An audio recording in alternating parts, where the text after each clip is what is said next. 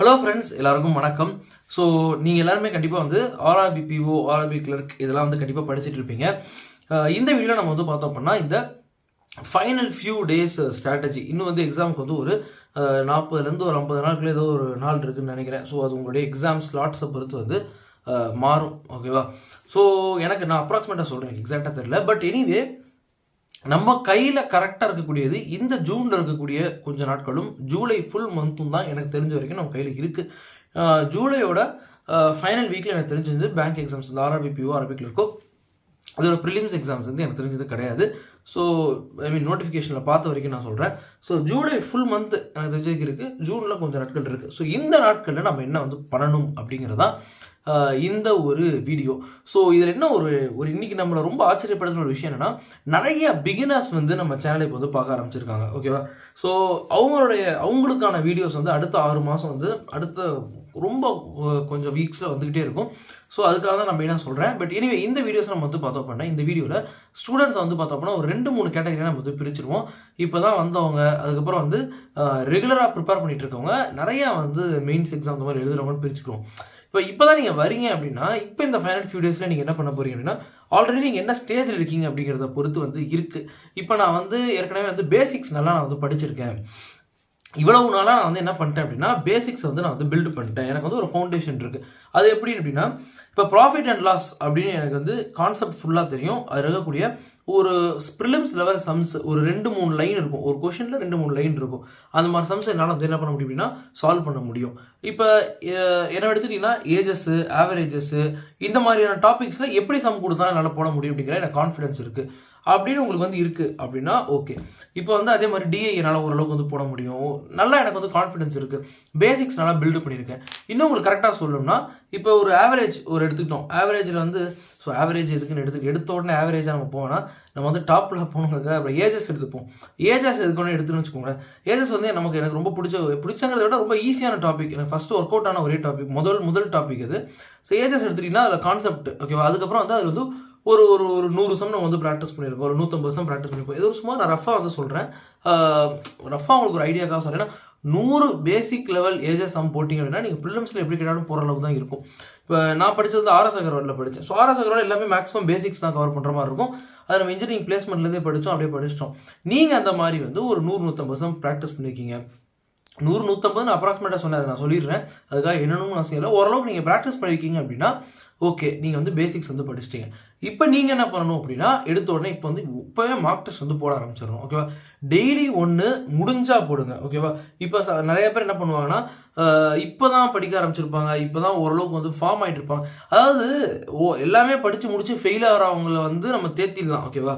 ஒன்றுமே படிக்காமல் ஆரம்பிக்கிறவங்களையும் நம்ம என்ன பண்ணிடலாம், தேத்திடலாம். இப்போ ஒன்றுமே படிக்காமல் இப்போ தான் ஆரம்பிச்சிருப்பாங்க, பேசிக்ஸே இப்போ தான் படிக்க ஆரம்பிச்சிருப்பாங்க. அவங்களுக்கு என்ன சஜஷன் அப்படின்னா, அவங்க வந்து ஜாலியாக வந்து படிச்சுட்டு கிளியர் பண்ணால் பார்ப்போம் அப்படிங்கிறத நான் அடுத்தடுத்து சொல்கிறேன். பட் எனக்கு முடக்கா பேசிக்ஸ் கொஞ்சம் படிச்சுட்டு மெயின்ஸ் நோக்கி போகிறவங்களுக்கு தான் கொஞ்சம் வந்து சிரமம். என்னன்னா, அவங்க வந்து டெய்லி கரண்ட் அஃபேர்ஸை முக்கியமாக படிக்கணும். ஓகேவா? ஸோ நீங்கள் எப்பேற்பட்ட ஒரு கேட்டகரி ஆஃப் ஸ்டூடெண்ட்டாக இருந்தாலும், நீங்கள் எந்த ஒரு ஸ்டூடெண்ட்டாக இருந்தாலும் கரண்ட் அஃபேர்ஸ் டெய்லி படிக்கிறத நீங்கள் ஷெட்யூலை விட்டு தூக்கிடாதீங்க. ஓகேவா? ஸோ அதை வந்து எக்காரணத்தை கொண்டும் நீங்கள் தூக்கிடாதீங்க. ஒரு சில பேர் வந்து சொல்லுவாங்க, ப்ரிலிம்ஸ்க்கு முன்னாடி ஒரு 7 days வந்து என்ன பண்ணுவாங்கன்னா, கரண்ட் அஃபேர்ஸ் கொஞ்சம் லீவ் விட்டுட்டு அதை மட்டும் படிக்கிறதுன்னு சொல்லி. ஸோ அதுவும் கூட நம்ம வந்து சஜஸ்ட் பண்ணுறது கிடையாது. சரி, இதெல்லாம் பக்கம் போட்டோம். மார்க் டெஸ்ட்டை நீங்கள் எடுங்க, அதை தான் நான் சொல்ல வரேன். நீங்கள் இன்கேஸ் நீங்கள் பேசிக்ஸை கரெக்டாக பில்டு பண்ணி முடிச்சிட்டீங்க அப்படின்னா நீங்கள் மார்க் டெஸ்ட்டை எடுங்க. டெய்லியும் முடிஞ்சால் 1, இல்லைனா 3 days once இந்த மாதிரியாவது எடுங்க. ஓகேவா? ரைட். ஸோ டெய்லி முடிஞ்சா ஒன்று நான் ஏன் சொல்கிறேன் அப்படின்னா, நிறைய பேர் வந்து ஃபுல் டைமாக படிக்கிறவங்க இருப்பாங்க, ஒரு 7 hours படிப்பாங்க. 7 hours படிக்கிறவங்க என்னன்னா, கரண்ட் அஃபேர்ஸ் ஒரு 1 மணி நேரத்தில் முடிச்சிருவாங்க.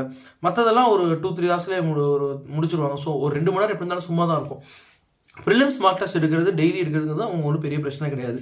பட் இன்கேஸ் எடுக்க முடியல அப்படின்னா 3 days once வந்து எடுங்க. பட் டெஃபினட்டாக மார்க் டெஸ்ட் எடுக்க ஆரம்பிச்சிருங்க.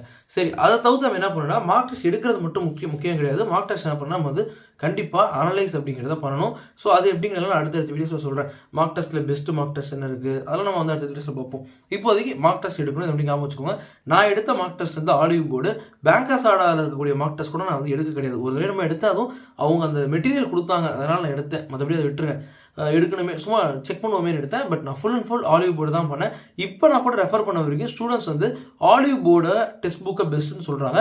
டெக்ஸ்ட் புக் பற்றி எனக்கு ஐடியா கிடையாது, பிகாஸ் நான் அது ரொம்பலாம் எடுக்க கிடையாது, அப்பப்போ எடுத்தேன். தான் ஆலிவ் போர்ட் பெஸ்ட்டு, நான் படித்த வரைக்கும் Olive Board best.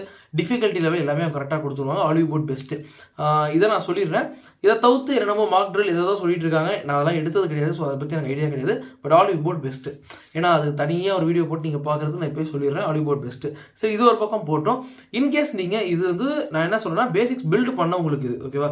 Right, mark test எடுத்தால் மட்டும் பார்த்தா அனலைஸ் பண்ணும். அதை நம்ம தனி வீடியோவில் பார்த்துப்போம். சரி, இப்போ தான் நான் பேசிக்ஸ் பில்டு பண்ண ஆரம்பிச்சிருக்கேன். இப்போ தான் ஆரம்பிச்சிருக்கேன்னா நீங்கள் வந்து ரிசல்ட்டை பற்றிலாம் கவலையே படாதீங்க. உங்கள் வேலை வந்து பேசிக்ஸை நீங்கள் போக்கில் பில்டு பண்ணுங்கள். பில்டு பண்ணிவிட்டு டெய்லி கரண்ட் அஃபேர்ஸ் படிச்சுட்டே இருங்க, அதை விட்டுறாதீங்க. மார்க் டெஸ்ட்டை நீங்கள் வந்து ஒரு வீக்லி ஒன்ஸ் எடுக்க பாருங்கள்.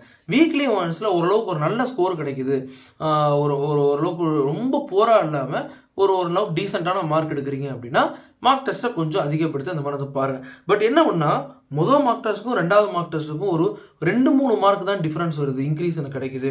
இப்போ முதல் மார்க் டெஸ்ட்டும் வந்து டிஃபிகல்ட்டி லெவலில் வந்து அவங்களே கொடுத்துருவாங்க மாடரேட்டான டிஃபிகல்ட்டின்னு. ரெண்டாவது மார்க் டெஸ்ட்டும் ஒரு மாடரேட்டான டிஃபிகல்ட்டின்னு வச்சுக்கோங்க. இதுலேருந்து அதுக்கு ஒரு மார்க்கில் ஜம்பே இல்லை, வெறும் 3-4 மார்க் தான் ஜம்ப் இருக்குது அப்படின்னா நீங்கள் மார்க் டெஸ்ட் எடுக்கிறதே ஃபஸ்ட்டு வந்து வேஸ்ட், அதை புரிஞ்சுக்கோங்க.